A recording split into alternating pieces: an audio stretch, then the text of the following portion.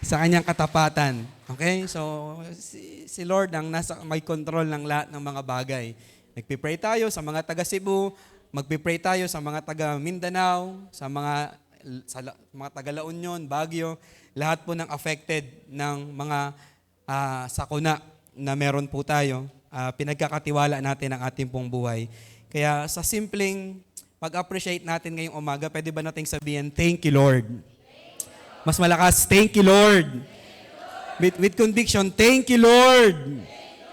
Ayan, so yan po mga simpleng pananalita po natin na nagpapakita po na tayo po ay nagpapasalamat sa Kanya pong kabutihan. So, ang Diyos na ang bahala sa ating pong mga buhay. Tama po ba? Kahit anong ingat natin, kahit anong gawin natin, na si Lord na nakakaalam, kaya maganda na secure po tayo. Maganda na alam natin yung ating kalagayan, anuman pa man ang mangyari sa ating pong buhay. So again, welcome everyone. Ayan, so welcome po sa lahat ng mga kasama natin. Nandito na si Nanay Alita, palakpan rin ng Panginoon. Praise God. Ayan, so thank you Lord for healing. Siya ang nagpapagaling. Amen, sa ilang buwan. Taon po ba? Salamat po. Muli natin nakasama si Ate Wilma. Palakpatin ng Panginoon sa kanya pong buhay. Talagang nagdadala ng mga tao. May mga ilang kabataan, ilang mga kapatid po natin. So, ngayon pong umaga, we will continue to talk our series, Obedience and Surrender. Ayan, kung may Bible ka or may notebook ka, pakilabas nyo na po and pakisulat po natin, Obedience and Surrender. Sabay-sabay nating sabihin, 1, 2, 3, go. Obedience. Mas malakas, 1, 2, 3, go. Obedience and surrender. Ang pagsunod at ang pagsuko. Ayan, tulad ng sabi natin, kailangan may mamatay para sa totoong pagsunod natin sa Panginoon at kailangan may itigil para sa tuluyang pagsuko natin sa ating pong Panginoon. So ngayon, tulad ng sabi ko nung nakaraan, pag-uusapan natin mga kapatid, bakit nga ba ang hirap makasunod sa Panginoon? Tama po ba? Ako lang ba yung nahihirapan o kayo rin? o wala kayong pakialam. Okay? So bakit nga ba? Hindi nyo ba nare-realize na even si Pablo na may ambag ng New Testament, malaking ambag na ang sabi niya, yung mga gusto ko, bakit hindi ko magawa? At yung mga ayaw ko, ayun yung aking nagagawa. Okay? So ilang bahagi lang to, hopefully madiscuss po natin bago matapos ang buong series. Noong nakaraang buwan po ay halos hindi po ako nakapagsalita dahil sa mga missions, ilan po natin mga guest speakers. So, inalaw po ni Lord na makabalik po ako sa pulpit. So, pag-uusapan natin yan mga kapatid. So, naniniwala po ba kayo na susunod at susuko ka doon sa nakakasakop sa'yo? Oh, okay. Sa church po na to, magsabi po kayo ng amen pag naniniwala po kayo. Okay? Pag nag-agree po kayo. Maglalangisan tayo. Habang kayo nakikinig, nalalangisan kayo. Habang naman kayo nag-amen sa akin or dun sa Word of God, hindi sa akin, sa Word of God, nalalangisan din naman ako. Okay? So ito yung tanong ngayong umaga. Totoo ba na makakasunod tayo at makakasuko tayo dun sa nakakasakop sa atin? Amen po ba? Halimbawa, sa tahanan. Malinaw ba sa'yo na kapag ikaw ay nasa tahanan ng iyong mga magulang, ang nakakasakop sa'yo ang iyong mga magulang? Kahit may pansarili kang pananaw, may sarili kang prinsipyo, may mga alam ka sa buhay, pero hanggat ikaw ay nandoon sa tahanan ng iyong mga magulang, kailangan mong sumunod at kailangan mong magpasakop. Amen po ba mga kapatid? Sa school, maaaring may mga estudyante na mas magaling pa sa teacher, tama po ba?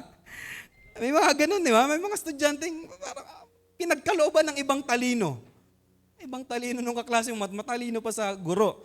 Pero kahit gaano ka pa katalino, kahit gaano ka pa kagaling, kapag ikaw ay nasa school, nasasakupan ka pa rin ng guro, tama po ba? Nasasakupan ka pa rin ng principal, mga kapatid. Sa church, maaring magaling kayong mangaral, maaring mas marunong kayo sa leader, kay pastor, pero once na tayo ay nasa church, tayo ay sakop ng church, tayo ay membro ng isang church, mga kapatid, sakop pa rin tayo ng church, ng leader sa church, ng pastor sa church. Kahit sabihin natin, mas mayaman ka, mas marami kang pera, mas magaling ka sa akin mag-English, mas magaling kang umawak at sumayaw sa akin, umawak ng mic at sumayaw sa pulpito, tumugtog ng gitara, sino po naniniwala na kailangan nyo pa rin magpasakop doon sa loob ng church? Sino na sa loob ng church? Si pastor, si leader, yung mga tinalaga po sa atin. Sa bansa, kahit gaano ka kagaling at katalino, Once na ikaw ay under ng isang bansa, mga kapatid, kailangan mong magpasakop doon sa bansa. Sa nangunguna sa atin. Nagigets nyo na po ba, mga kapatid? Listen to this. We're gonna talk about, mga kapatid, yung gusto kong i-install po sa inyo yung principle ng kingdom. Okay? Sabihin natin malakas, kingdom. Mas malakas, kingdom. Okay? From the word kingdom. Diba? King and dom. Diba? Isang hari at isang dominion. So, ibig sabihin, pag sinabing kingdom, mga kapatid, ang mga mananampalataya, alam nyo po ba, na pangalawa na lang na tayo po ay Filipino citizen? Alam nyo po ba yon? Ang unang-una na nakakasakop sa atin ay hindi ang bansang Pilipinas. Ang unang-una na nakakasakop sa atin ay ang kaharian ng Diyos, ang kaharian ng langit. We are kingdom people. Sabi mo sa iyong katabi, you are kingdom people. You are kingdom people. We are kingdom people. So ibig sabihin, ang nakakasakop sa atin yung kaharian. At sa hari, mga kapatid, sa kaharian merong hari. At sino yung hari na yun, mga kapatid? Sabihin natin malakas si Jesus. Mas malakas si Jesus. So ibig sabihin, si Jesus ang masusunod kahit gaano ka pa kayaman, kahit may alam ka sa buhay, kahit gaano ka katalino, kahit gaano ka karunong sa buhay na to, dahil ikaw ay kingdom people, dahil ikaw ay Kristiyano, mga kapatid, dahil ikaw ay anak ng Diyos, kailangan mong magpasakop sa gusto ng hari. Hindi sa gusto mo. Marami sa atin, nasanay tayo, nasa democratic country tayo, sa atin, di ba? Nagwiwelga tayo, ano yung gusto natin, sarili natin, naisip natin, prinsipyo natin yung susundin natin. Mali, mga kapatid. If you are a Christian, may king kang susundin. May hari kang susundin. Magpapasakop ka sa hari, mga kapatid. Kaya sa mga unang preaching, hindi nyo ba napapansin? Sa unang preaching ng mga alagad, even si Jesus, ang unang mga sigaw nila, magsisi na kayo at talikuran ng mga kasalanan sapagkat malapit nang dumating ang kaharian ng Diyos, ang kaharian ng langit, mga kapatid. So the very first preaching, mga kapatid, ang unang mga sermon ay ini-emphasize nila ang kaharian ng langit. Even ibang mga scripture na gusto kong ipakita po sa inyo, mga kapatid, tingnan nyo lang to. Sermon on the Mount, sa Matthew chapter 5, verse 3, hindi ito yung key verse natin. Gusto ko lang i-build up dito, mga kapatid, na ini-emphasize ng ating Panginoon yung kaharian. Kasi gusto niyang ipakita, dapat mag-operate ang mga anak ng Diyos sa prinsipyo ng kaharian. Sa prinsipyo ng hari. Matthew chapter 5, verse 3, mapalad ang mga taong walang inaasahan kundi ang Diyos sapagkat kabilang sila sa kaharian ng langit, kaharian ng Diyos. Kung titignan natin, mga kapatid, ang Sermon of the Mount, unang mga preaching niya ni Jesus. Diba? So, unang-una, sa Matthew chapter 5, verse 3, mapalad daw, mga kapatid, yung wala ng ibang inaasahan. Bakit? Kundi ang Diyos, sapagkat kabilang sila saan daw po? Kaharian ng langit. Or Matthew chapter 18, verse 3. Tandaan ninyo, kapag hindi kayo nagbago at naging katulad ng mga bata, hindi kayo makakapasok saan daw? Kaharian ng langit. Lahat ng mga unang mga preaching, lahat ng mga talinhaga, laging nagsasabi, ganito, hinahalin tulad ang kaharian ng langit. So anong meron dyan, mga kapatid? Matthew chapter 6, verse 33, alam nating lahat, sabay-sabay. Ngunit higit sa lahat, ay bigyang halaga ninyo ang kaharian ng Diyos at ang pamumuhay ng ayon saan? Sa kanyang kalooban at ibibigay niya sa inyo ang lahat ng mga bagay na ito. Bigyang halaga daw po ang alin, mga kapatid? Kaharian ng Diyos or kaharian ng langit. Magkapares lang po yan, mga kapatid. Sa John chapter 3, verse 5, tingnan niyo po ulit. Sumagot naman si Jesus, tandaan mo ang sinasabi kong ito. Malibang ang isang tao ay ipanganak sa pamamagitan ng tubig at ng spirito, hindi daw siya makakapasok saan? Kaharian ng Diyos. So, ini-emphasize ni Jesus, ini-emphasize ng scripture, mga kapatid, na dapat nating malaman that we are in the kingdom of God. Tayo ay under ng kaharian ng langit, batas ng langit, prinsipyo ng langit, mga kapatid. So, ibig sabihin, kung ang iyong isip, ang iyong pananaw ay under pa rin ng prinsipyo ng batas ng mundo, batas mo sarili mo, prinsipyo ng sarili mo, you're missing the whole point, mga kapatid. So, ang sabi ng John chapter 3 verse 5, kung ating babalikan, papasimplihin natin, hindi ka daw magiging o hindi ka maliligtas, hindi ka pa talaga born again pag hindi ka ipinanganak sa tubig at ipinanganak sa Espiritu. At pag hindi ka pinanganak sa tubig at sa Espiritu, mga kapatid, hindi ka raw makakapasok saan? Kaharian ng Diyos. So ito yung principle, mga kapatid. So we need to be born again. Hindi yung pagpasok dito. Hindi ito yon, mga kapatid. Hindi yung pagpalakpak. Kailangan tayong born again, mga kapatid. So kailan, pastor, ako naging citizen of heaven nung ikaw ay naging born again? Pastor, kailan ako naging born again? Nung ikaw ay tumanggap at kinilala mo ang Panginoon sa iyong buhay bilang sariling Panginoon at tagapagligtas. Yung ibig sabihin nung ipinanganak sa tubig, yun yung ibig pagsunod po yun, mga kapatid. Pangalo na lang yung word na bautismo. Ibig sabihin, pag ikaw ay pinanganak sa tubig, ibig sabihin, you are obeying Jesus through water baptism. Public obedience. Pagpapakita ng public display that meron na akong bagong pananampalataya, ako ay susunod sa Panginoon. So unless ikaw ay ma-born again, hindi ka makakapasok sa kaharian ng Diyos. So ngayon, mga kapatid, tanong, sino po ang mga born again ngayon pong umaga? Parang yung katabi mo hindi pa sure yan. Okay? Again, sino po ang born again ngayon pong umaga? Hindi yung dito ka, ha? Hindi yung may pumapalak pa ka, hindi po. Ibig sabihin yung malinaw sa'yo na si Jesus ang iyong Panginoon at ikaw ay sumusunod sa Kanya, mga kapatid. So ibig sabihin, kung nagsabi ka ng amen, you are in the kingdom of God. Ikaw ay nasa kaharian ng langit, mga kapatid. At kung ikaw ay nasa kaharian ng langit, mga kapatid, sinong susundin? Sarili mo yung hari. Kaya mga kapatid, bagaman parang minsan magtataka tayo, ano ang susundin? Halimbawa, ng quarantine, mga kapatid. Ang sabi ng batas ng tao, wag muna kayong mag-gathering, di ba? Wag muna kayong magsama-sama. Ang conviction naman galing sa hari, di ba? Ituloy niyo yung pagsisimba. So ngayon magtatanong tayo, sinong susundin? Palagay niyo, mga kapatid. Parang di na kayo makasagot.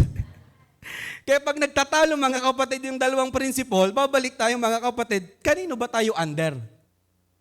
Sino ba yung unang nakakasakop sa atin, mga kapatid? So ngayon, na-realize ko, habang ito pinag-aaralan ko po, kaya maraming ayaw sumunod at ayaw sumuko, mga kapatid. Dalawang bagay. Una, hindi pa talaga born again. Pag hindi pa born again, hindi ka kasama sa kaharian ng Diyos.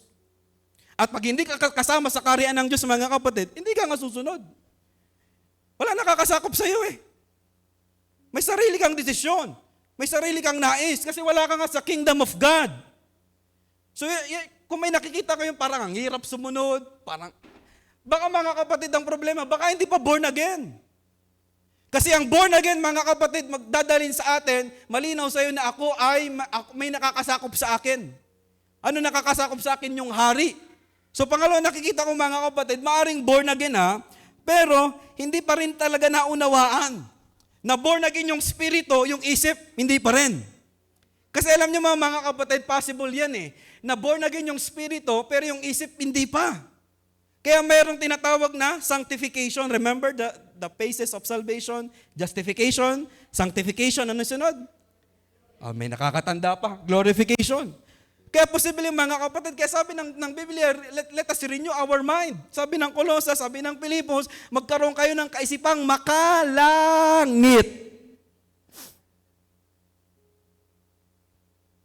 Habang nakaupo po ako kanina dito at nire-review yung ating pong pinag-uusapan po ngayon, possible din, mga kapatid, tatapatan din ng dalawang bagay. Yung born again pero hindi nagpapasakop sa kaharian. Bakit? Merong rebellion spirit. Pangalawa, dahil nasa familiarity. Spirit of familiarity. Possible yan. Nagbabasa-basa ako kanina, inimpress lang ni Lord. Possible ba na born again pero walang pagsunod, walang pagsuko at walang pagpapasakop sa king, sa hari, sa ating Panginoon? Tingin nyo, mga kapatid, possible ba maraming born again na walang pagpapasakop? Walang pagsunod, walang pagsuko? Palagi nyo, mga kapatid. Pastor, born again, sabi mo pag born again magpapasakop, possible Yun nga, mga kapatid, posible din na merong rebellion spirit, posible nasa spirit of familiarity. Possible yan, mga kapatid, ganyang katindi ang kaaway. Na kahit ligtas na ang tao, pipilitin ng demonyo na maagaw ka. I-compromise ka, maging complacency tayo sa mga ginagawa nating paglilingkod. Kaya unang dapat nating siguraduhin, ako ba talaga ay born again? Ako ba talaga ay may sinusunod? Ako ba talaga ay may hari na nakakasakop sa akin? Kasi kung hindi, kahit hilahin mo yan. Sabi ng mga matatanda, kahit ipahila daw sa 3 kalabaw, sa 5 kalabaw, hindi daw susunod. So let us make sure. Can you just evaluate ngayong umaga? Ako ba talaga ay born again, ha? Ako ba talaga ay may sinusunod na Diyos? Ako ba talaga ay may kinikilalang Panginoon sa aking buhay? Hallelujah. So may isa pong talinhaga, actually, build up lang lahat ng mga yan. Ang pag-uusapan natin, isa pang talinhaga na may kaugnayan sa kaharian ng langit. Kasi isa sa mga naunawaan ko mga kapatid, if you don't understand His Word, yung mga scripture na yan, we will not submit dun sa king na meron po tayo. Again, may hari tayong susundin, yung gusto ng hari ang masusunod, yung principle ng langit ang masusunod. Sa principle ng mundo, halimbawa, example lang to, mabilis lang. Sa principle ng mundo, okay lang na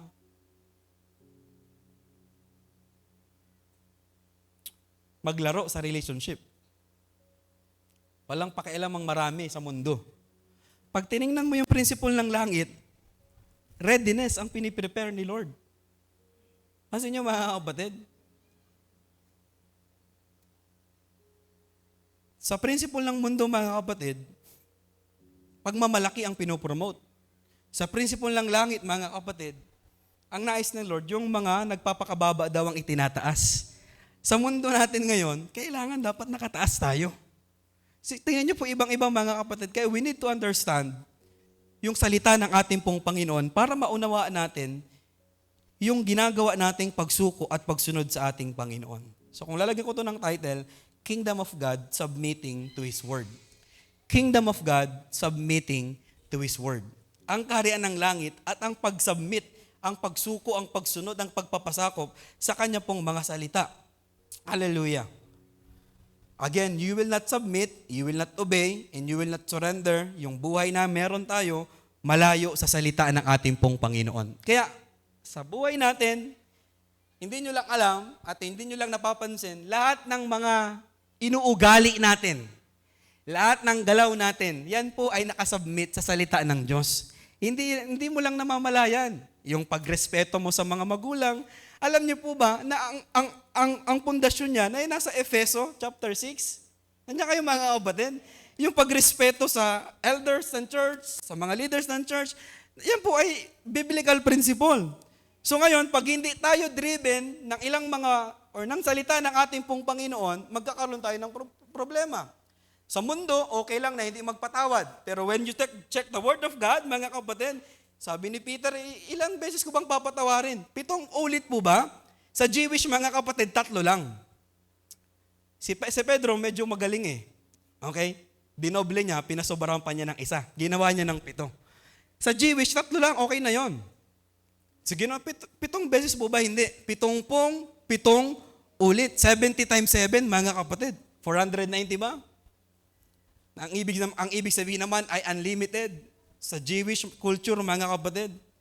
Sa character natin, sa generosity natin, even sa pag-isip natin, alam niyo po bang lahat ng ating mabubuting ginagawa ay submitted dyan sa Word of God? Ang alam mo na lang ay nakasanayan ko kasi ito hindi mga kapatid. Ang ugat ng ating ginagawa ang lahat ng kabutihan sa harap ng Panginoon, ang una dyan ay salita ng Diyos. Kaya nga sabi ng Scripture, in the beginning was the Word. The Word was with God and the Word was God. Nung pasimula pa ay naroon na ang salita. Ang naunang lahat mga kapatid sa atin ay salita. Kaya pinapangawakan natin yung salita ng Diyos. Kasama ng Diyos ang salita at ang salita daw ay Diyos, mga kapatid. So ibig sabihin, ino-honor natin yung Word of God. Hindi lang basta ino-honor mo yung Word of God. When you honor the Word of God, you honor God sa buhay natin. Kasi siya yun, mga kapatid. So kung malayo yung buhay ng maraming mananampalataya sa salita ng Diyos, mga kapatid, iba talaga ugali. Iba talaga pananaw. Iba talaga ang pag-iisip, mga kapatid. So ngayon, may isang talinhaga sa Biblia na binigay ng ating Panginoon patungkol sa Word of God na in-emphasize pa rin yung kaharian ng langit. Very familiar. Sa account ng Lucas, chapter 8, verse 4 hanggang 21, medyo mahaba ito. Bear with me mga kapatid na maunawaan lahat natin. Lucas chapter 8, verse 4 hanggang 21. O, salitan tayo mga kapatid. Kayo lang. 1, 2, 3, basa.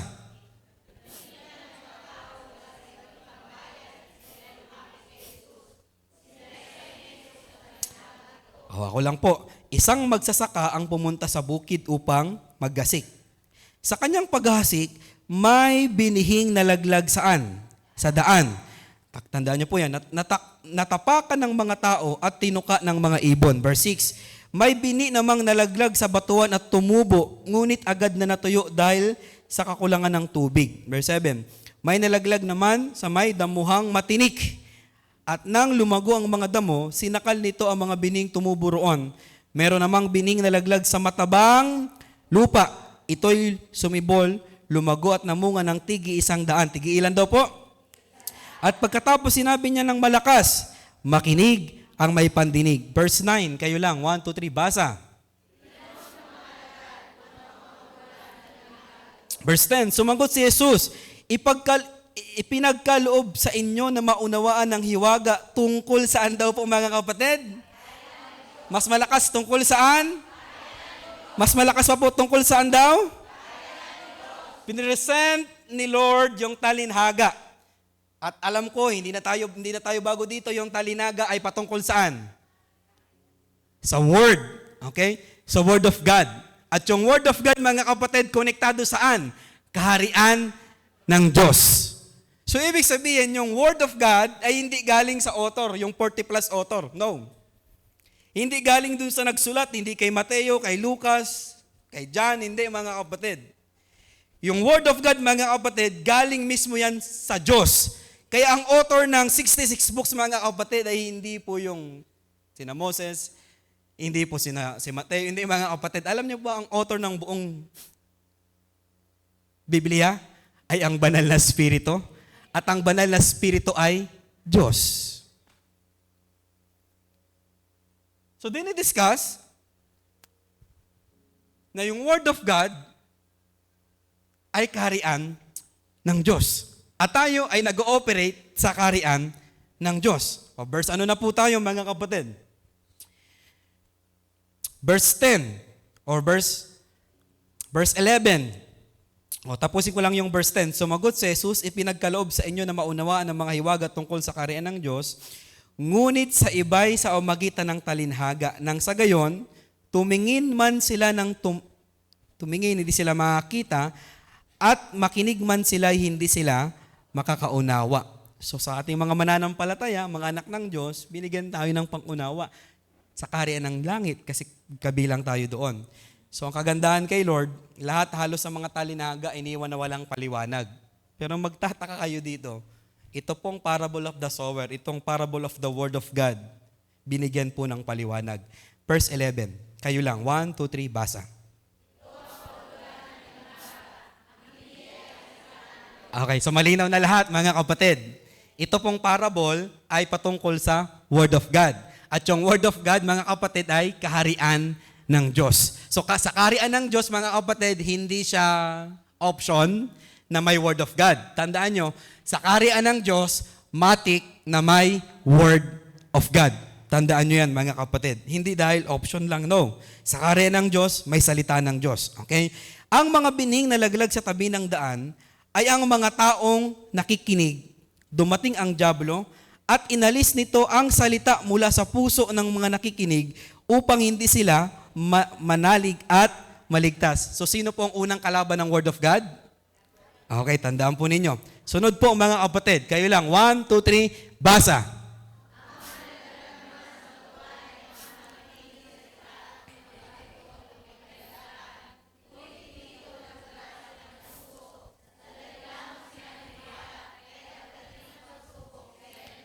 Yung unang kalaban ng Word of God, ano po? Siyang dyablo. Dito sa binasa natin, tingin nyo lang. Bigyan ko kayo ng pagkakataon na magawa ng outline points. Okay? Sa number 2, na sa batuhan, ano ang kalaban ng Word of God dyan? Okay? Pagsubok, okay, tingnan natin. Sunod po mga kapatid. Verse ano na po tayo? 14. Ang mga nahasik naman, pang ilan na to? Pangatlo. sa may matitinik na damuhan ay ang mga nakikinig sa salita ng Diyos, ngunit nang tumagal, nadaig sila ng mga alalahanin sa buhay at ng pagkahumaling sa kayamanan at sa kalayawan. Dahil dito, hindi nahihinog ang kanilang mga bunga. Sa madaling salita, may bunga. Pero, hindi lang nahinog. Yung isa, listen, tingin lahat dito. Yung una, hindi talaga tumubo. Naagaw nino? Nung Diablo. Yung pangalawa, mga kapatid, kahit papaano, tumubo siya, mga kapatid. Yun nga lang, nadaig kulang sa dilig, mga kapatid, ng mga pagsubok. Itong mga pangatlo, parang okay, nagamit, nagkaroon ng bunga. Yun nga lang, na-offeran ng promotion. Yun nga lang, na-operan mga kapatid ng sasakyan. Na-opera ng ibang bansa. May bunga. Ano pong kalaban? Okay. So, sa preaching, talagang dalawang ano to, ano? Sa isang bato, dalawang ibon ang tinatamaan natin. So, sa preaching, papasimplihin natin. So, salansanin natin mga kapatid. Kung titingnan natin dyan, mga kapatid, merong 3 kalaban. 3 S lang ilista po ninyo. Okay? Merong Satan, merong shallow or being shallow, and pangatlo mga kapatid, sin. Okay, explain ko yan sa inyo mamaya.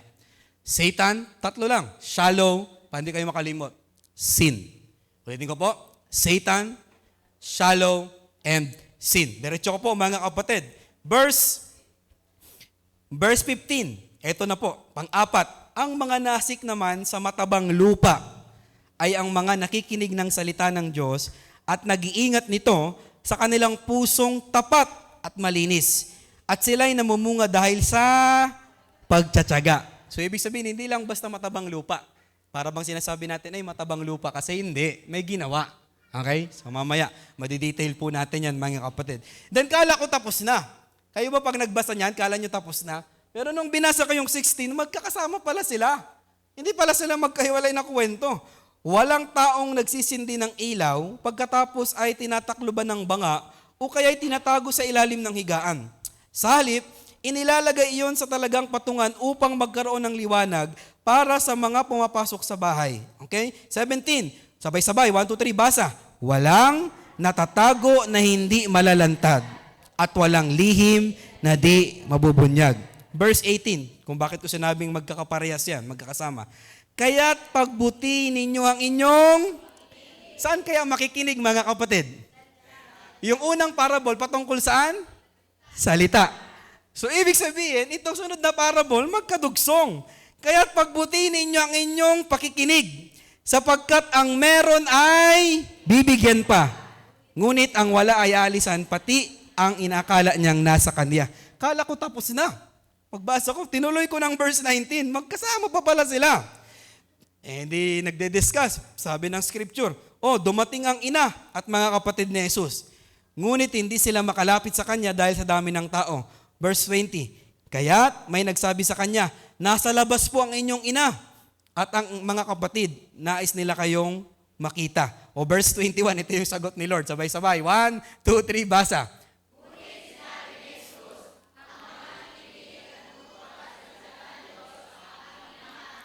So, magkakaugnay ba mga kapatid? Simula doon sa parable of the sower, yung parable ng ilaw, at para ito mga kapatid, yung senaryo na sinusundo na siya. Gaano niya in-emphasize mga kapatid na, para bang sinasabi, bahala sila dyan. Ang tunay kong nanay at ang tunay kong kapatid, yung nakikinig ngayon ng preaching ni pastor. Parang ganun mga kapatid ang sinasabi. Para bang ang harsh ni Jesus pero ini-emphasize lang mga kapatid kung gaano kahalaga ang Word of God sa buhay ng isang tao. Kasi pag dumanas ka ng karamdaman at wala kang salita ng Diyos, salita ni Satanas ang mag-iikot sa isip mo. Kung dumaraan ka sa problema ng buhay, sa mga hinanakit ng sitwasyon mga kapatid, pag wala kang Word of God, kaya nga ang Word of God binabantayan sa ating pong puso. Naalala niyo ba mga kapatid, dati naman may Word of God na tayo, tama po ba? Pero parang nakalimutan mo na. Or may sitwasyon naman na may Word of God ka sa iyong buhay, pero nakakalungkot, hindi mo na pinaniniwalaan. Napakalungkot naman nun mga kapatid. Kaya sana po ang bawat mga mananampalataya may pinapanghawakan kang salita ng Diyos. Ngayong umaga, ano po yung mga salita ng Diyos na pinapanghawakan mo? Na kahit hindi naakma sa sitwasyon, doon sa salita ng Diyos na hawak mo, hindi mo pa rin bibitawan ang Word of God. Mga kapatid, ganito po kahalaga ang salita ng ating pong Panginoon. Guarding the Word of God in our lives, mga kapatid. So, Pastor, bakit kailangang bantayan? Simple lang, dahil may nangunguha. Sabi mo sa iyong katabi, dahil may nangunguha. At intentional pa, mga kapatid. So, I want to emphasize, the Word of God must be planted sa ating pong buhay. Again, bakit natin pinag-uusapan? We are in the kingdom of heaven. We are in the kingdom of God. At sa kaharian ng langit, mga kapatid, hindi po optional ang Word of God. Talagang kasama sa pananaw, batas, principle ng langit na dapat ang mga taga-langit ay may Word of God. It must be intentional. Possible ba na tumubo kahit hindi naman intentional na tinanim? Palagay ninyo. Farmers. Mga nanay, mga magulang, yung mga nagtanim sa elementary, yung mga nagtanim-tanim tayo. Posible ba na tumubo kahit hindi sinadyang itanim? Posible. Okay? How much more kung intentional nating tinatanim ay isang bagay? Tingin kayong lahat dito. Tama ba? May pinapanghawakan kang Word of God, hindi mo naman nabasa yan sa Bible mo, nakita mo lang sa Facebook pero pinanghawakan mo. Tama? Unintentional yon. Okay? Pero tumubo. Pero hanggang ngayon pinapanghawakan mo. May mga nabasa ka sa likod ng tricycle, Word of God yon. Mas nagrema pa sa'yo, tama po ba? Unintentional yon, pero tumubo. Mga kapatid, anong gusto kong sabihin? Kung yung mga unintentional pwedeng tumubo, ano pa kung intentional ka na magtatanim sa iyong puso ng salita ng Diyos? Marami sa atin, mga kapatid, umasa sa unintentional. Mga kapatid, may team devotion naman kami, may dawn watch naman sa umaga. Hindi na ba kayo nagpipray, mga kapatid, at nagbabasa ng Biblia dahil may devotion na ng umaga? You are missing the whole point.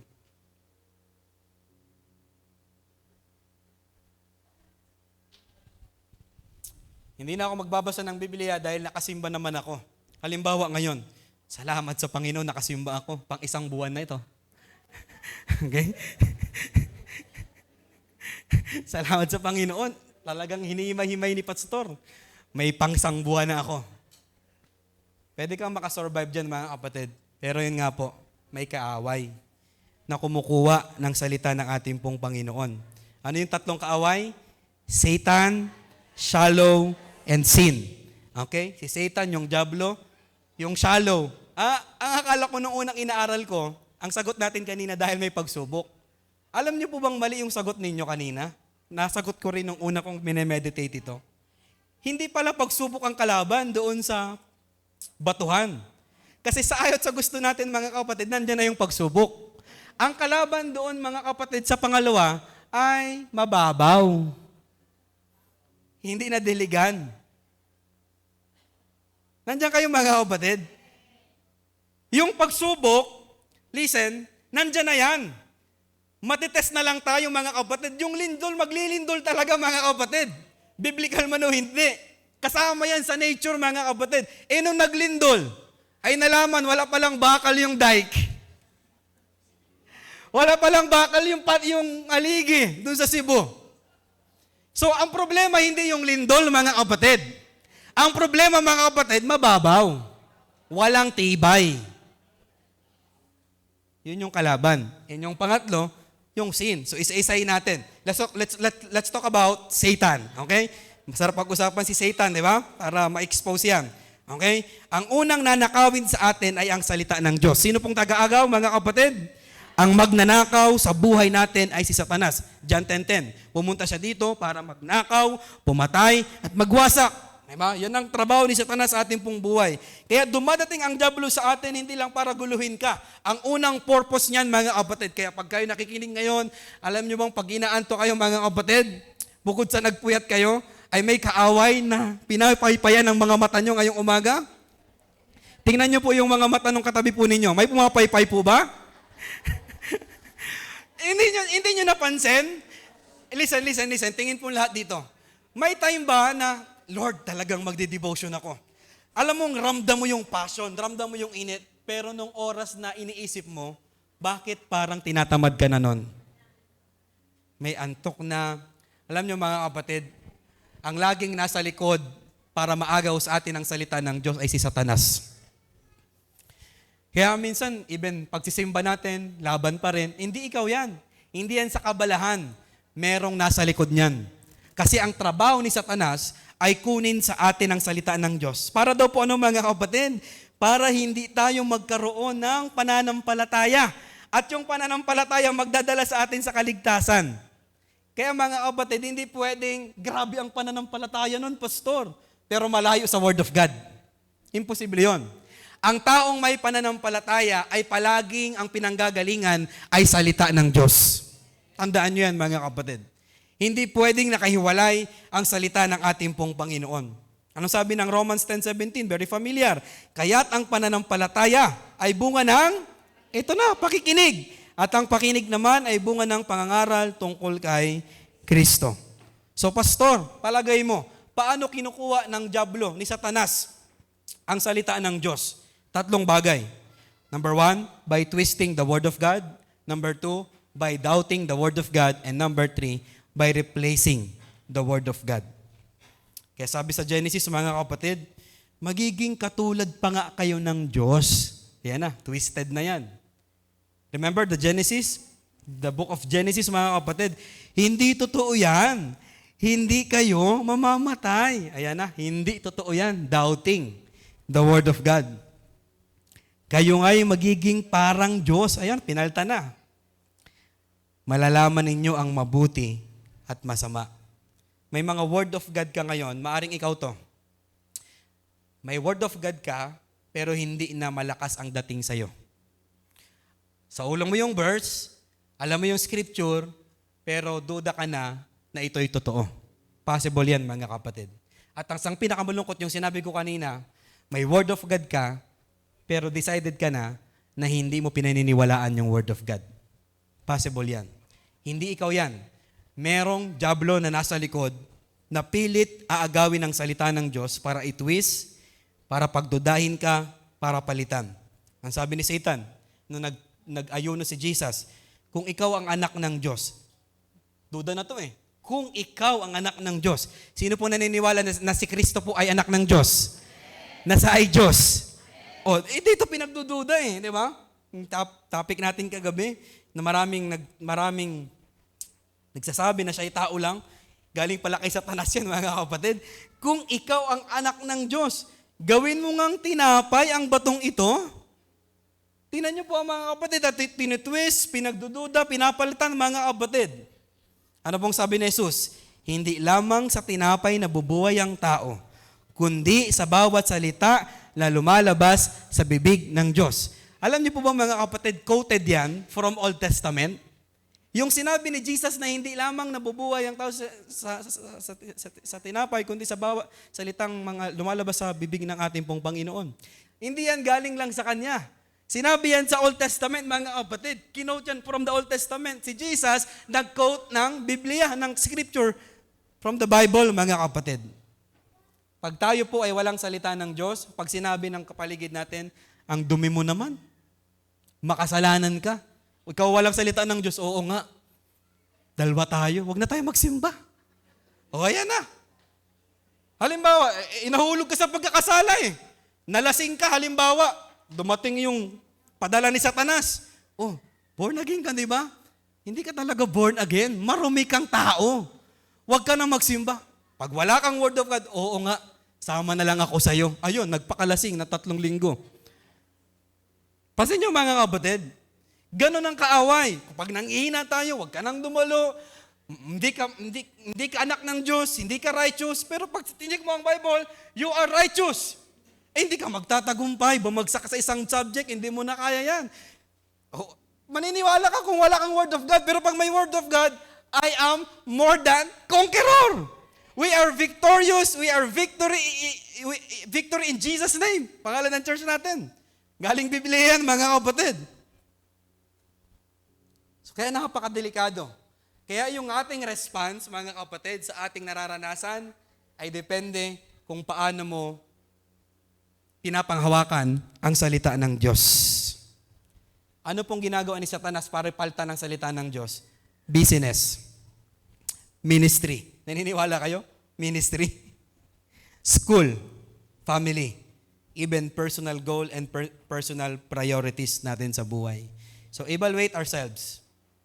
Baka napapalitan na ng ministry, ng priority, ng pangarap mo sa buhay, yung dapat ay number 1 sa kaharian ng langit, ang salita ng Diyos. Kaya pag may bagong nakikinig ngayon, gagamit si Satanas ng mga tsismosang kapitbahay, born again ka na pala. Pumapalakpak-palakpak ka na pala.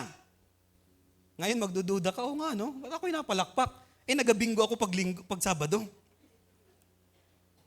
Nagamadyong ako ng Sabado, tapos ako, ba't ako kayo nasimba? Yan na. Nakita niyo mga kapatid? Lagi siyang nagpapadala para pagdudaan yung pasimula mong ginagawa para sa Diyos. Pag hindi mo nabantayan, ay hindi na nga. Hindi pala ako born again. Ayoko na palang magsimba doon kasi hindi ko naman pagtagumpayan ito eh. Delikado mga kapatid. Kaya gaano kahalaga ang salita ng Diyos, to the point, intentional si Satan na kunin ito sa puso natin.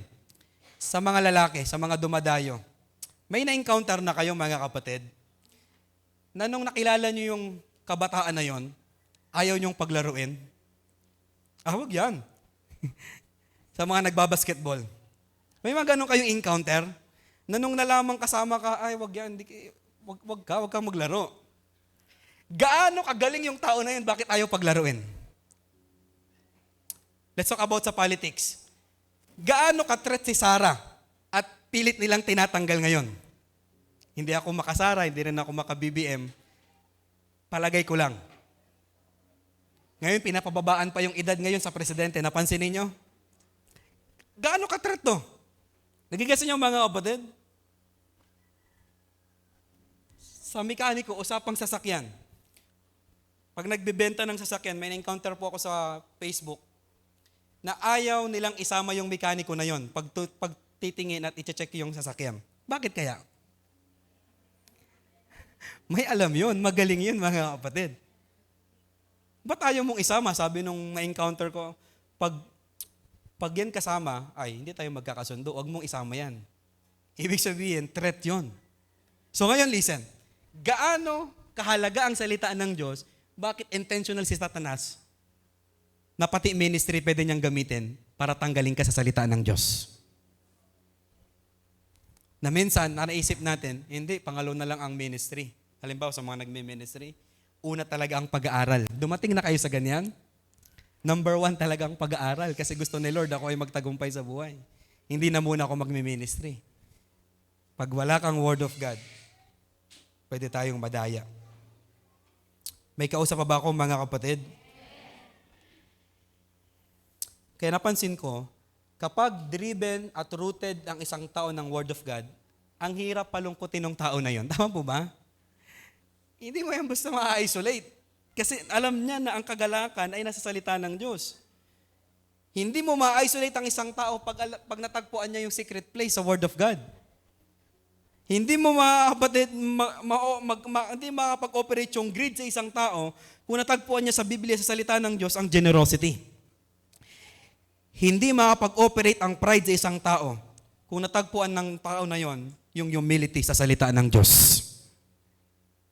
So ngayon, ang bilis natin mag-respond sa mga bagay-bagay, ang bilis nating malungkot. Ang isang nakita ko mga kapatid, not to judge you, pero hindi tayo aware sa salita ng Diyos. Halimbawa, nabasa mo, Santiago chapter 1, verse 19 to 20. Mga kapatid kong minamahal, unawain ninyo ito. Tingnan nyo maging alisto kayo sa pakikinig. Maingat sa pagsasalita at hindi agad nagagalit. Galit na galit ka ng mga panahon na ito. Pero driven ka ng Philip Santiago, chapter 1. Dahil ang galit ng tao ay hindi makakatulong upang magawa kung ano ang ayon sa kalooban ng Diyos. Napansin niyo mga kapatid? Gusto mo magwala, nakita mo sa bunga ng Espiritu, kahinahunan. Nagigets niyo mga kapatid? Maraming conflict sa buhay mo ngayon dahil hindi ka aware sa salita ng Diyos. Ang bilis mag-operate ng mga maling bagay. So, number 1, nakalaban ng salita ng Diyos sa buhay ng tao. Ano po yung unang S? Satan. Pangalawa, being shallow. Pagiging mababaw, mga kapatid. Verse 13, ang mga nalaglag naman sa batuan ay ang mga nakarinig ng salita. Malaking S lagi, pag sa Word of God. At tumanggap nito ng may kagalakan. Ngunit, ano pong sabi? Hindi ito nag-ugat. Yan po ang dahilan. Sa kanilang puso. Sandali lamang silang naniwala, kaya't pagdating ng pagsubok, sila'y tumitiwalag. Akala ko pagsubok, actually, dinibotion namin yan, pero unang pagkaunawa ko pagsubok. Pero ang dahilan pala mga kapatid, ang totoong problema ay hindi nag-ugat ang salita ng Diyos. So listen, tingin lahat dito. Possible ba na matanggap mo lahat ng scripture ngayong umaga, pero mamaya pagkatapos ng uwian ay wala na? Possible ba na mamaya pa lang sa impartation ay hindi mo na maalala kung ano yung iyong natutunan? Possible. Isang bagay na makareceive ka, isang bagay pa pala na mag-ugat ito sa atin. Minsan tumanggap tayo because ang saya doon, dahil sa camp, emotion-driven tayo, program-driven tayo, because of the experience, grabe. Hindi ko pinapasinungalingan, pwede mo talagang maranasan si Lord. Pero kung dyan lamang ang iyo pong pundasyon, mga kapatid, mababaw po yan. Shallow. Gusto ko pong sabihin sa bawat isa sa atin, hindi na po maiwasan ng mga pagsubok. Ang mga lindol ng buhay, nandyan na yan. Sabi ni Kuya Dewey, bago ka pa ipanganak, pastor, may problema na. Nandyan na yung karamdaman na una na yan sa atin. So bago pa ang mga bagay na yan, nandyan na po yan. So anong gagawin? Patibayin na lang ang iyong pananampalataya gamit ang salita ng ating pong Panginoon. Sabi ng Biblia, sandali lamang silang naniwala. So ang salita pala ng Diyos, mga kapatid, habang buhay, pinapanghawakan. May karanasan kayo na pinapanghawakan mo yung dati, ngayon hindi na? Dati totoong-totoo yung Word of God na yon. Ngayon, dahil matagal hindi naman nangyayari. So hindi ko na ito papanghawakan. Kaya sabi ng Biblia, kaya pabago-bago kayo ng isip, hindi nyo talaga alam ang gusto ninyo. Wala talagang kasagutan sa mga panalangin. Diba? Pastor, pwede ba mong i-discuss ano yung pwedeng test? Kasi sinasabi mo, may test may pagsubok So merong 7 mga kapatid na test na pwedeng daanan ang isang Kristiyano. Okay? Para maging handa ka lang. Una, unusual delays. Pag ikaw po ay nakakaranas ng delay sa buhay, you are in a test. Nasa test ka. Okay? Hindi para pahirapan ka, hindi para umayaw ka, kundi mga kapatid, ikaw ay nasa test. Yung iba nakuha na, ikaw hindi pa. Delay na mga kapatid. Pero yung delay nga po, hindi nga po yan denial, sabi ni Pastor Stephen. So, if you are in a delay mga kapatid, ibig sabihin, nasa test ka. So, kailangan mong pangawakan na lang ang salita ng Diyos. Pangalawa, facing impossible situation. Ilalagay ka sa sitwasyon, mga kapatid, na para bang imposible na ikaw ay gumaling. Na imposible na ikaw ay masolusyonan ang iyong problema. Imposible na maranasan ninyo ang katagumpayan, ang kagalingan. Mga kapatid, pag nandyan ka, you are in a test, mga kapatid.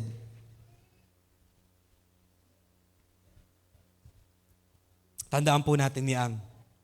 Naalala nyo sina Moses? Imposible na, wala na sila, dead na Imposible na yon. Pero nasa test lang sila. Anong ginawa ni Lord? Hinati ang dagat, mga kapatid. Pangatlo, sino po nagsastruggle sa provision? Parang wala. Praise God! Walang struggle sa provision? Padaliin natin. Sino po ang walang problema sa pera? Ayan na. So pag struggle tayo sa provision, hindi yan pahirap. Nasa test ka. Na kailangan mong tumakbo sa salita ng Panginoon. Trials of suffering, just like Job. Pag dumanas ka na parang namatay na lahat, nagkasakit na lahat, asawa na lang natira, pero ano sabi po ng asawa? Tara na, sumpain mo na yung Diyos mo na yan. Sama-sama, damay-damay na. Nasa test ka dyan, mga kapatid. Number 5, temptation to compromise. Listen, sino po yung nanghihina na dinerecho nyo na? Dahil nanghihina ka, listen, totoo to. Dahil nanghihina naman ako eh. Dati nilalaban mo yung masturbation, purity. Dahil nung nanghihina ka, nanghihina naman ako eh. Dire-diretso na to. Ko-compromise. Dahil wala naman ako sa ministry, dayain ko na yung timbangan na meron kami. Hindi mo alam, nasa test ka lang. Dapat tumakbo ka sa salita ng Diyos. Ito matindi. Opportunity to help others. Pastor, ano po yan? Nasa test ka daw, yung walang-wala ka na, binigyan ka pa ng pagkakataon ni Lord na tumulong. Hindi mo maunawaan ng Diyos, di ba? Pag hindi ka driven ng Word of God. Yung walang-wala ka na nga, tapos bigla pang may dumating, napapag-aralin mo daw. Hindi mo ba alam, nasa stress ka? Anong biblical halimbawa niyan, Pastor? Joseph the dreamer. Kaya niyang magpaliwanag ng ibang panaginip. Pero siya, mga kapatid, hindi naman nangyayari yung mismong panaginip niya. Si Abraham na kayang magpagaling ng mga baog, pero pag chinik niya yung asawa niya, ibaog. Pag ikaw humarap sa ganitong opportunity, huwag mong takbuhan, mga kapatid. Be driven by the Word of God. And panguli, na pwedeng maranasan nating lahat, parang tahimik si Lord. Nagdi-devotion ka, parang wala kang matutunan. Nagpipray ka, gusto mong umiyak, ba't di ka makaiyak?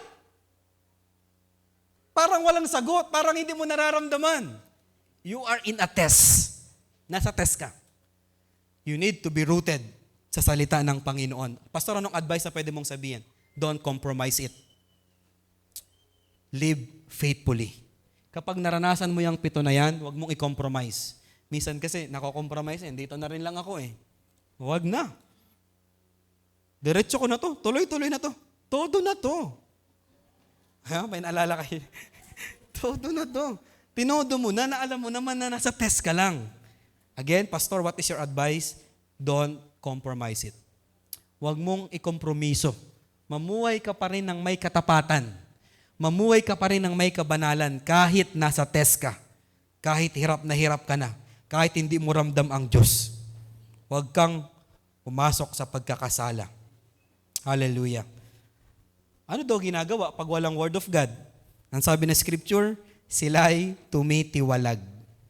So pag walang Scripture, sandali lamang silang naniwala, pagdating na nung 7. Ano yung 7? Simula number 1. Hanggang doon sa tahimik ang Diyos. Wala kang salita ng Diyos, hindi nag-ugad sa'yo. Ang ginawa mo na lang, ayaw na lang, Pastor. Diretso ko na to, Pastor. Ayaw mo na mag-commit sa ministry. Umagwat ka na. Isolation ang nangyayari.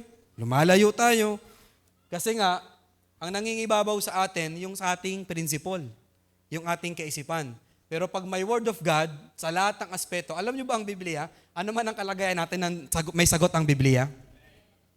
So pag wala kang Word of God, papakinggan mo yung suggestion ng iba, payo ng iba na malayo sa Biblia, ang sabi ng Biblia, at sila'y tumitiwalag. Okay, tingnan mo yung katabi mo, sabihin mo, huwag kang titiwalag. Wala tayo sa iglesia ni Cristo, okay? Hindi tayo nagatiwalag dito, okay? Maring nahulog ka, sige, tuloy lang tayo. Maring nanghina ka, sige, balik lang tayo. Maring nagkasala ka, sige, repent sa Panginoon. Yung kanina yung word sa worship leading natin, yung repentance, that's the leading of God. Kagabi pa lamang, mga kapatid. Mag-repent tayo sa ating pong Panginoon. Yan yung tulay. And panguli, sa ating pagtatapos, mga kapatid, ano po yung una? Anong unang kalaban ng word? Satan. Pangalawa, shallow. And pangatlo, mga kapatid, sin. Okay? Kasalanan ang umaagaw sa salita ng Diyos. Verse 14, sabay-sabay. 1, 2, 3, malakas, basa.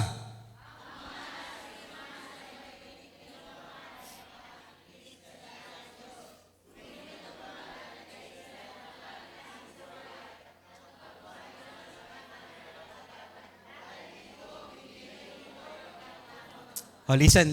Totoo ko yung magawa ng preaching.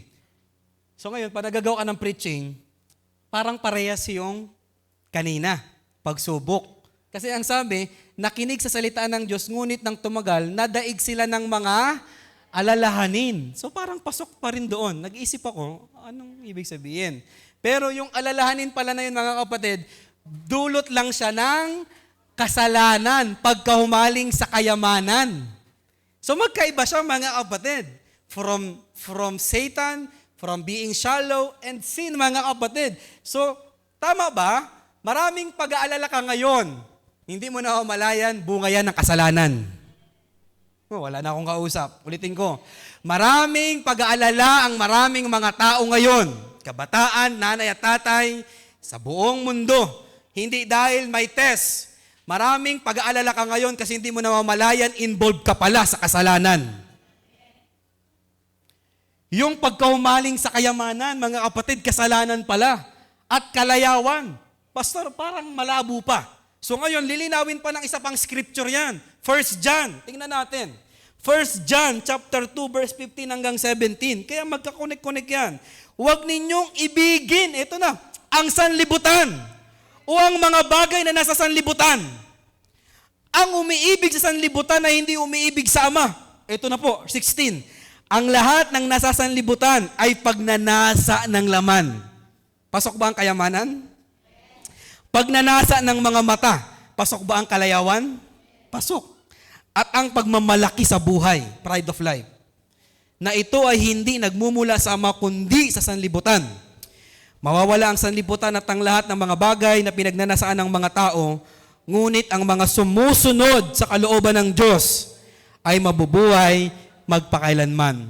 Anong kalaban ng Word of God, mga kapatid? Lust of the flesh, lust of the eyes, and pride of life.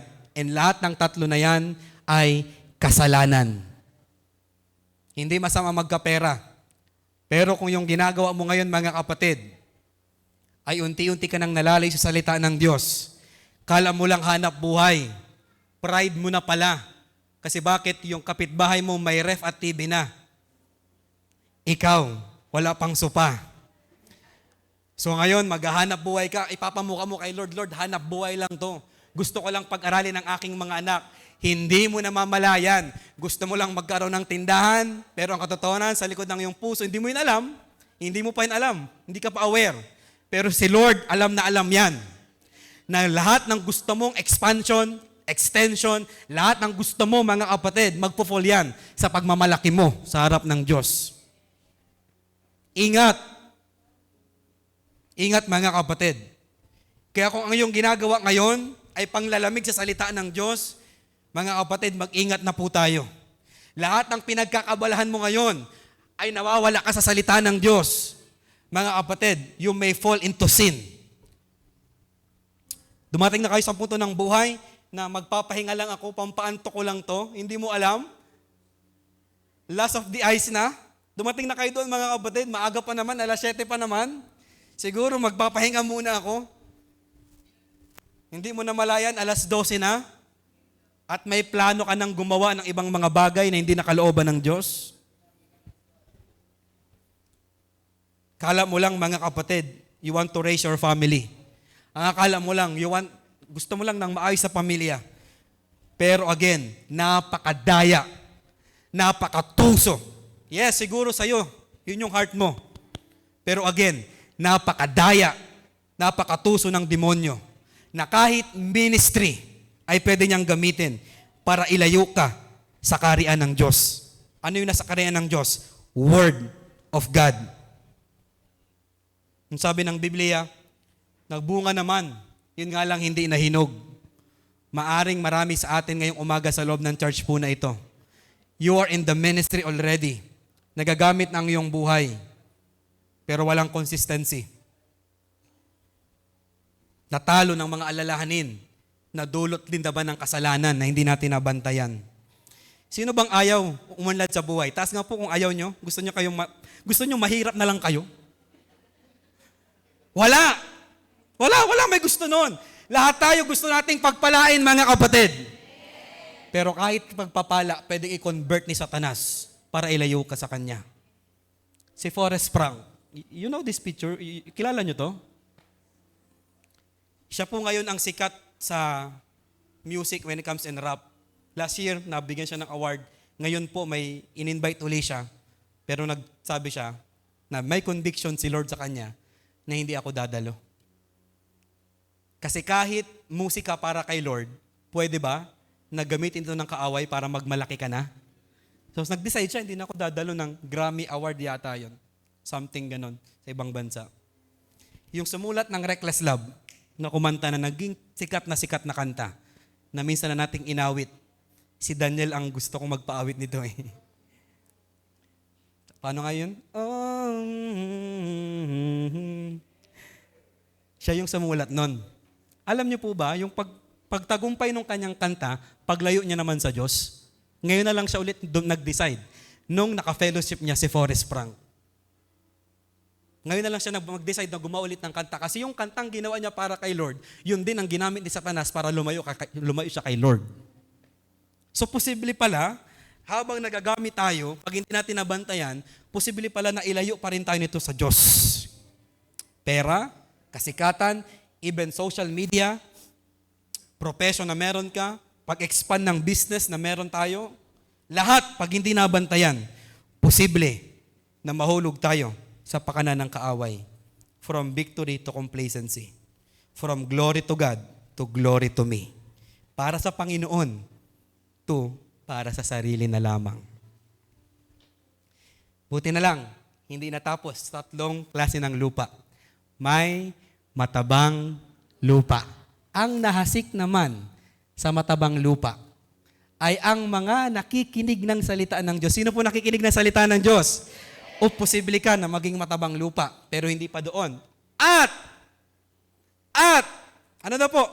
At, nag-iingat nito. So ngayon, may mga napakinggan kayo na salita ng Diyos. Ang sunod nyong gagawin, iingatan nyo yan sa inyong puso. Panghawakan nyo talaga yan. I-present nyo kay Lord every time na nasa pagsubok kayo. Every time na hindi magandang pakiramdam, i-present ninyo yan kay Lord. Lord, ito yung word mo. Nagpo-provide ka, nagpapagaling ka, ayan yung papanghawakan mo. Sa kanilang pusong tapat at malinis. Hindi lang basta sa puso, tapat at malinis. Ano sabi ng Mateo chapter 5 verse 8? Mapalad ang may malinis na puso sapagkat makikita nila ang Diyos. At hindi lang basta na itanim at namumunga. Meron pa rin ginawa. Bakit namunga? Dahil sa pagtsatsaga. So listen to this. Summarize natin. Kung gusto mong maging matabang lupa, gusto mong magbunga ng tig-100, mga kapatid, makinig ng salita ng Diyos, ingatan sa pusong malinis, pusong tapat ang salita ng Diyos, at pagtiyagaang panghawakan ito. Isang araw, yung mga panalangin natin, mga kapatid, pwede nating lakaran dahil pinagtiyagaan natin. May mga panalangin pa po ba kayong hindi natutupad? Marami pa po. Yan ang katotohanan. At marami na rin inayawan natin. May pangako ba si Lord sa iyo na sasagana ka? Sino yung ganun naka-receive na pangako? May pangako ba si Lord na receive mo talaga sa vision, sa prayer, na ang pamilya mo ililigtas ng Panginoon? Pero ngayon, kabaliktaran pa ang nangyayari. Ingatan mo lang yung word na na-receive mo. Isulat mo pa nga, mas maganda. Sa iyong puso, maging tapat ka lang, yung puso mo pure pa rin sa Panginoon.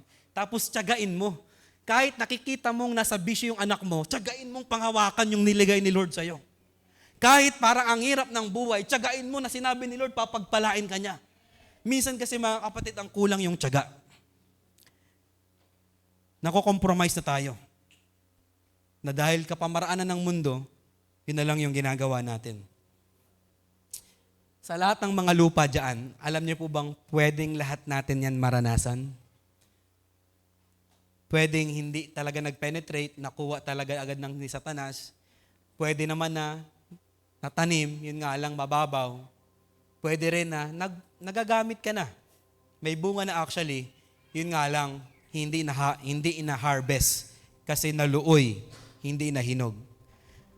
Kung gaano katotoo yung unang tatlo sa ating pagtatapos ngayong umaga, gusto kong sabihin po sa inyo na ganun din katotoo yung matabang lupa sa buhay natin. Nais ng Diyos na maging matabang lupa ka ngayong umaga. Posible, mga kapatid, na maging matabang lupa ka kung sasadyain mo ngayon na hindi lang magsulat. Sa lahat ng aking sinabi sa almost 1 oras na yon, mga kapatid, may nakuha ka doon, dalhin mo sa iyong puso, huwag mong i-compromise, magtapat ka pa rin kahit nahihirapan ka na, mamuhay ka pa rin ng may kabanalan, kahit tipong parang ikaw na lang ang gumagawa. Ang sabi ng Biblia, mga kapatid, kahit dumating yung pagsubok, yung bagyo, yung baha, ang mga taong nakikinig ng salita ng Diyos at nagsasagawa nito, sabi din ng Lucas yan, mga kapatid, ay maayos nakatindig ang tahanan na yon. Pero yung nakinig lang at hindi nagsagawa, dumating yung hangin, dumating yung bagyo, dumating yung lindol, para daw nagtayo sa buhanginan, agad na nawasak. Mga kapatid, gusto nyong maging matibay sa pananampalataya ngayong umaga? Gusto nyo mag-operate talaga sa kingdom ni Lord? Hindi optional ang Word of God. Hindi ito pwedeng hindi, pwedeng oo. Basa ngayon, hindi na bukas.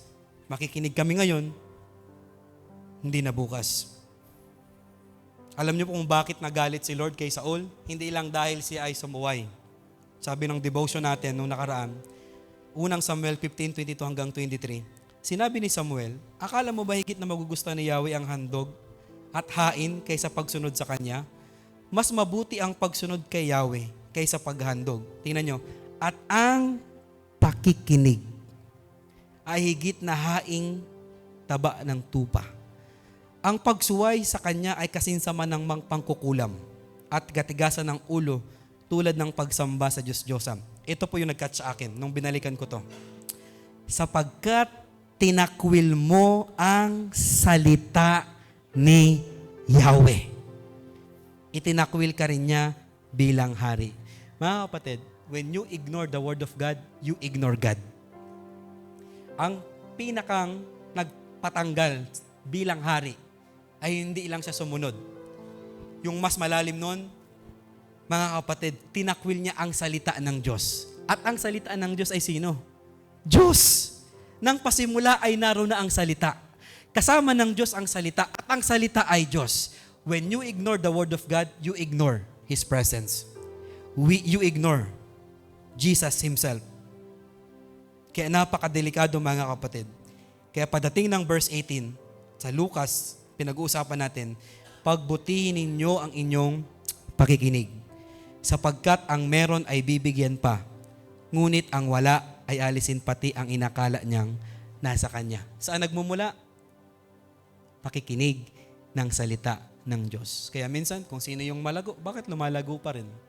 Kung sino yung parang hindi lumalago at parang patuloy sa pagbagsak. Sino yung mayaman na church, bakit parang lalong yung mayaman? Yung mahirap na church, parang lalong umihirap. Mga kapatid, nakadepende pala sa pakikinig. Ulitin ko po yung sinabi ko kanina, gaano kahalaga kay Jesus ang Word of God to the point na mas mahalaga ang Word of God kaysa sa kanyang nanay physically, kanyang mga kapatid. Ngunit sinabi ni Jesus, ang mga nakikinig at tumutupad ng salita ng Diyos, ang aking ina at mga kapatid. Sino po nakikinig ng salita ng Diyos at tumutupad? Kamag-anak mo si Lord. Yun daw yung ina at kapatid hindi kamag-anak. Kasama mo sa bloodline. So, ganito po kahalaga ang Word of God sa kingdom. Ngayon, pag may Word of God, I believe hindi po mahirap sumunod sa pastor, sa tatay, sa leader, even sa government. May nakikita pa rin kayo, mga kapatid, na yung nasa sasakyan, tapos na maghuhulog ng mga chicherya, inis na inis po ako doon. Walang Word of God yung tao na yun. Yun yung ugat. Lahat ng pangit na ugali, lahat ng conflict sa buhay natin, ang ugat niyan, mga kapatid, hindi ka aware sa principle ng Biblia. So, hindi ka nga magpapasakop. Hindi ka nga susunod. Hindi ka nga susuko. Yun pala yung dulo nun. Yun lang pala, pastor. Pinasikot-sikot mo pa. Yun lang pala yun, pastor. Bakit hindi kami makasunod? Hindi kami makasuko. Kasi bakit? Hindi kami talaga aware. Maaring may alam kami na word, pero hindi namin sinasapamuhay. Maaring patay na to sa amin, wala na tong dating sa amin. So ngayon, let's start na maging malalim, tumanggap ng salita ng ating pong Panginoon. So ngayon, I am challenging you. May kailangan kang itigil para makapagsimula ka sa Word of God. Magbawas ka ng schedule. Magbawas ka ng mga ilang activities. Even sa school, sa pinakamahalaga mo pa yan, I tell you, hindi ka mabibigo kapag inuna mo ang salita ng Diyos. Palakpakan natin ang ating pong Panginoon. So, pag-usapan natin mamaya, awit na tayo ng ating pagsamba ngayon sa ating pong Panginoon. Pero pag-usapan natin, ano yung talata sa Biblia na buhay hanggang ngayon sa'yo? Kahit hindi ko mananarinig ngayon. Ano yung talata, pag-usapan nyo mamaya sa grupo ninyo, ano yung talata sa Biblia na buhay, pinapangawakan mo kahit hindi nangyayari? Buhay na buhay sa'yo. Yun yung una.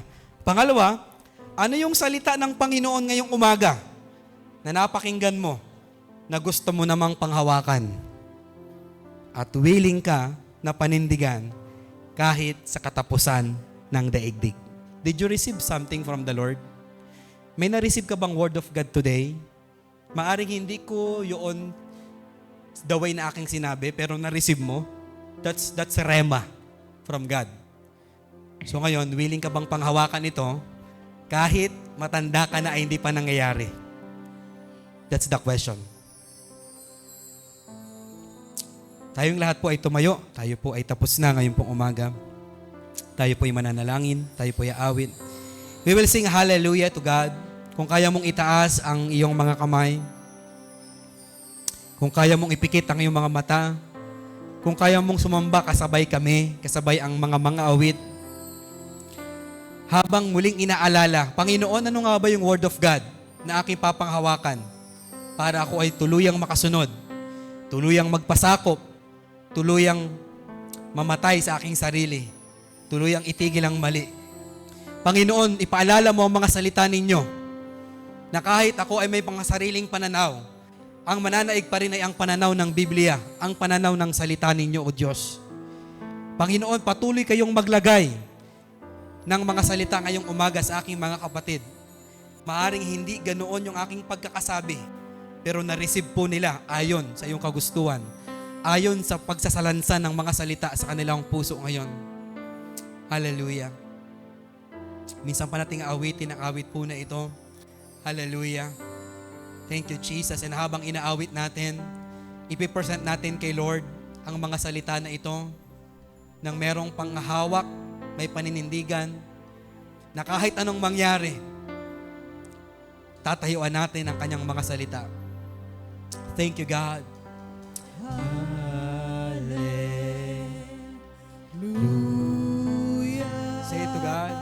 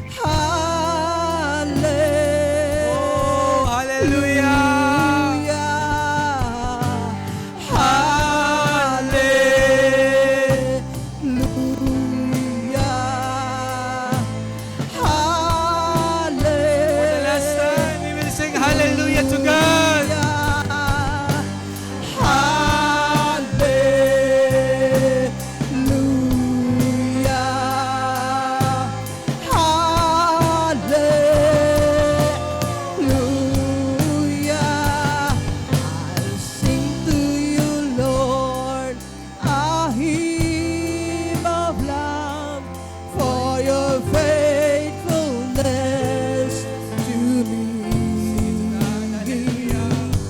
I'm carried in everlasting arms. You'll never let me go. I'll sing to you, Lord, a hymn of love for your faithfulness. Hallelujah. Sing it to Jesus.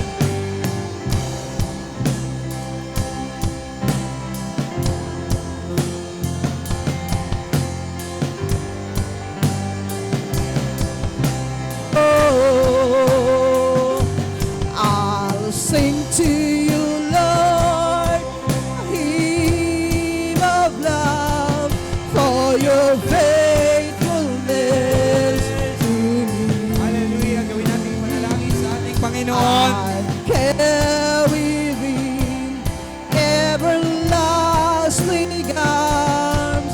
You'll never let me go. I'll sing to you, Lord, a hymn of love for your faithfulness to me. Jesus right now. I'm carried in everlasting arms. You'll never let me. We will sing hallelujah to Jesus. Hallelujah.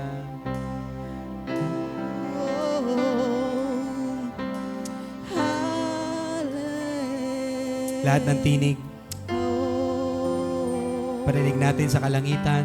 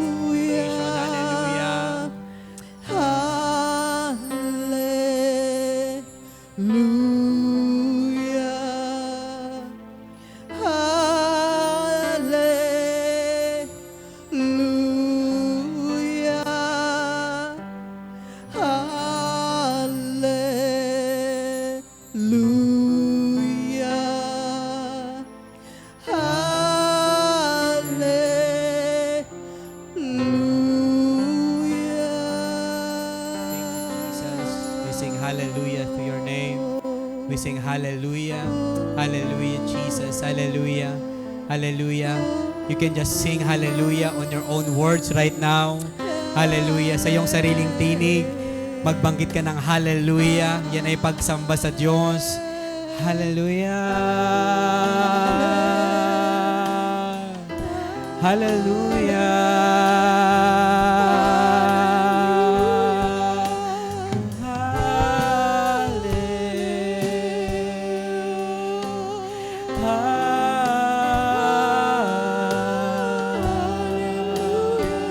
Every voice, lahat ng may tinig, if you can sing hallelujah in different hymns, different tune,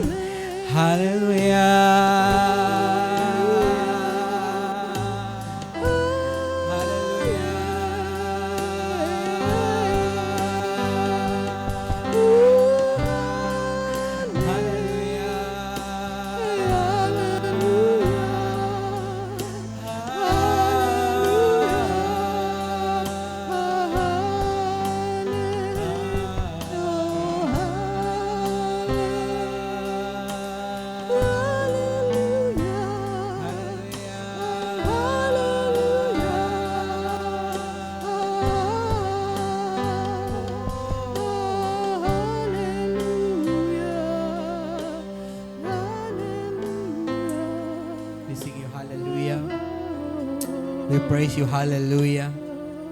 We praise you, hallelujah. Hallelujah, Jesus. Hallelujah. Hallelujah. Hallelujah. Hallelujah. Mga kapatid, hayaan po natin sa ilang minuto na maglagay ang Diyos ng kanyang mga salita sa iyong puso. When you receive the Word of God ngayong umaga, just receive it. Ingatan mo sa iyong puso. Gawin mong malinis ang iyong puso. At pagtiyagaan mong panghawakan ang salita ng Diyos. Sige po, the Holy Spirit is still moving. He is here. He's giving us a message. Just continue to close your eyes. Ipikit natin ang ating mga mata. Be sensitive for His move. The Holy Spirit is giving you a clear message. A verse from heaven. A Bible verse. May mga ipapaalala na Bible verse ang Panginoon na sinasabi niya, anak, ito yung panghawakan mo. May mga i-impress si Lord na story sa heart mo ngayon, Bible story, na ito yung papanghawakan mo sa iyong kalagayan ngayon. Hallelujah. Sige po, whatever our situation is, meron pong ipapaalala na scripture si Lord sa atin na panghawakan mo hanggang mangyari ang iyong panalangin, ang iyong kahilingan. Hallelujah. Just continue to close your eyes right now and receive His word. Receive His word. Receive His word. Hallelujah. Hallelujah. Sa mga tao po na hindi pa nakaka-receive ng word of God, just ask God right now. You can just say in your prayer, Panginoon, give me a word. Give me your word. Give me your word. Give me your word. Give me your word. Thank you, Jesus. Thank you, Holy Spirit. Sige po, someone is receiving a word right now. Continue to close your eyes and feel the presence of God. Someone is receiving a word from God right now. May mga nasa form ng instruction. May mga nasa form ng parable. May mga nasa form ng encouragement ang inyong nare-receive. Just continue to receive it. At panghawakan mo yan. Hallelujah. Sige po. The Holy Spirit is still moving, still giving us words. Continue to cry out to God. Kung na-receive mo na yung word of God, hallelujah, dalhin mo sa kanyang trono. Dalhin mo sa kanyang trono boldly. Sige po, huwag kang mahiya. Boldly. Lord, ito yung word mo. Lord, ito yung word mo. Lord, papanghawakan ko to. Lord, tatayuan ko to. Ito yung word mo sa akin 2 years ago. Lord, ito yung word mo na niremind mo sa akin ngayon. Lord, boldly, I am coming unto your throne. Lord, this is your word. Lord, this is your promise to me. Lord, this is your promise. This is your promise to my family. Lord, I will declare that your word is true. Your promises is true sa aking buhay. Sige po, someone is receiving a word right now. Hallelujah. Wag lang tayong tumayo ngayong umaga. Be desperate, asking the word of God. Dahil sa labas ng salita, wala tayong magagawa. Dahil sa labas ng salita, iba ang ugali natin. Sa labas ng kanyang salita, iba ang ating pananaw. Be desperate ngayong umaga on your altar right now. Your place today is your altar. Your seat today is your altar. Don't be shy. Come boldly to God, to His throne. Lord, this is your word. Lord, this is your word. Papangawakan ko ang iyong salita. Hallelujah. Ano man ang iyong sitwasyon, kapatid. Ano man ang iyong kalagayan, kapatid. Go back to His word and present it to God. Lord, sinabi mo to. Lord, sinabi mo to sa amin. Lord, binaba mo to sa akin. Lord, papanghawakan ko ang iyong salita. Hallelujah. Someone is receiving right now. Just receive it in Jesus' name. Just receive it in Jesus' name. Just receive it in Jesus' name. Hallelujah. Hallelujah. That is your altar right now. Hallelujah. Be desperate to your altar. That is your secret place today. That is your secret place today. It is between you and God. Presented to God. Lord, this is your word. Lord, ito yung kasalita 2 years ago. I am coming to you with boldness. I am presenting your word. Thank you, Jesus. Thank you, Jesus. You are a son of God. You are a child of God. May mga kailangan po sa bawat isa sa atin ang salitang ito. Maaring ninakaw ng demonyo na hindi ka anak ng Diyos. Hallelujah. God is saying today that you are a child of God. You are a son of God. Hallelujah. God is declaring to you, huwag mong ibaba ang iyong identity dahil sa iyong kahinaan. Huwag mong ibaba ang iyong identity dahil sa iyong mga kasalanan. You are a child of God. Receive that word. Receive that word. Receive that word right now. You are righteous. You are pure. Hallelujah. Hallelujah. May mga nakondem ang kaaway. May mga guilt tayong na-receive from the enemy. Just release it. Rebuke it. Uproot that in prayer right now. Uproot that in prayer right now. In the mighty name of Jesus. In the mighty name of Jesus. Receive that word. Hallelujah. Hallelujah. Hallelujah. I will pray in the Spirit. If you know and if you have the gift praying in the Spirit, just join with me right now and continue to receive. Maaring yung katabi mo, maaring ding makareceive while you are praying in the Spirit. Hallelujah. Let us pray in the Spirit, church. Let us pray in the Spirit, church, for a minute, for 3 minutes to 5 minutes. Let us pray in the Spirit. Remasiente, rebakalarababa, nebremesendararaba. Don't be shy to release it. Don't be shy to release that Spirit within you. Nebrabakandararababa sendererebe. Lobrobobobo kanderereme sendarararaba. Lebrobobobo kandarararababa. Just release it right now. Don't be shy. Open your lips. Open your mouth. Open your mouth. Open your lips right now. Just release it. The Spirit within you. Hallelujah. Remama kandarararababa. Lebrobobobo sendererebe. Nebrababa. Any spirit of familiarity in this church, come out. I rebuke you in the mighty name of Jesus. Every spirit of rebellion right now, out now. Go in the mighty name of Jesus. Any spirit of pride, hallelujah. Any spirit of fornication, hallelujah. Any spirit of lust, come out. I rebuke you in the mighty name of Jesus. Every spirit of infirmities, every sickness, hallelujah. In the mighty name of Jesus, I command you to come out now. Go right now. In the mighty name of Jesus. In the mighty name of Jesus. In the mighty name of Jesus. Lebraba kanderebebe. Nobrobobobo senderebe. Nabrababa kanderebe. Every unclean spirit in this church, I command you to go out, to come out now. Go, go, come out, come out. Go in the mighty name of Jesus. In the mighty name of Jesus. Every spirit that is not from God, I command you in Jesus' name. I command you in Jesus' name. Hallelujah. Remasenderebe kandararababa. Kawalan ng pananampalataya, duda sa inyong salita, kawalan ng interes ngayong umaga, I command you to come out. Wala kang karapatan na mag-penetrate sa iglesia ng Diyos. I command you, I uproot you in prayer. Tinatapon kita sa kailaliman ng dagat. Every principalities, every spiritual fatigue, every tired, every hurt, every pain, I uproot in prayer. Lord, send them strength. Send us strength right now. Spiritual strength right now. In the mighty name of Jesus.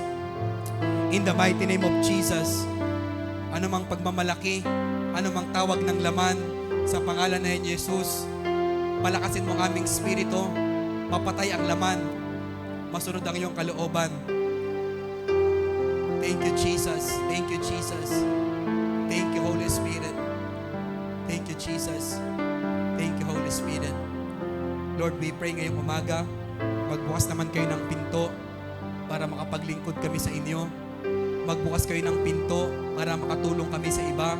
Panginoon, magbukas naman kayo ng pinto para makapaglingkod kami sa ibang pamilya, ibang mga tao. Magbukas kayo ng pinto, Panginoon, for us to be generous. Hallelujah. Lord, open doors for your favor, for your blessings. Alam ninyo ang kalagayan ng aking mga kapatid na ito, Panginoon, sa oras po na ito. Lord, buksan ninyo ang pinto para kami, O Diyos, ay muling makapaglingkod, maibigay ang aming pong mga buhay sa inyo pong harapan. Salamat po. Thank you, Jesus. Thank you, Holy Spirit. Thank you, Holy Spirit. Thank you, Holy Spirit. We appreciate you, Holy Spirit. Thank you, precious Holy Spirit. Thank you, precious Holy Spirit. Thank you for your word. Salamat sa tapang ng iyong mga salita. Salamat sa talas ng inyong mga salita, Panginoon. Na kahit tapos na ang service, we believe that you will continue to minister to each and every one of us here. Kahit Lunes, Martes, hanggang Sabado ulit, O Diyos. Mauuhaw kami sa inyong salita. Magugutom kami sa inyong salita, Panginoon. Give us interest, passion, desire to go back into your word. Thank you, Holy Spirit. Hindi lang to basta programa. Hindi lang to basta preaching. I sense in my spirit na meron siyang kinausap, meron siyang tinuruan, meron siyang hinambol, meron siyang itinama sa bawat isa sa atin.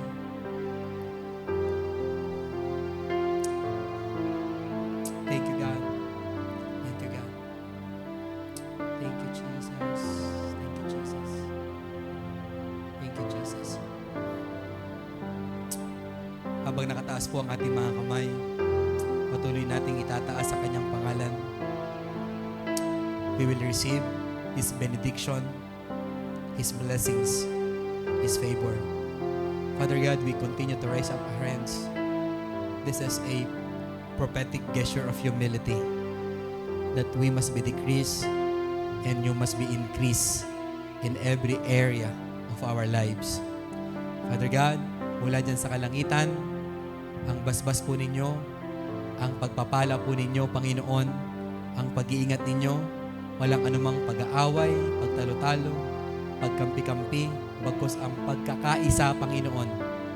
The unity, the body of Christ in this church, we will experience today and forever.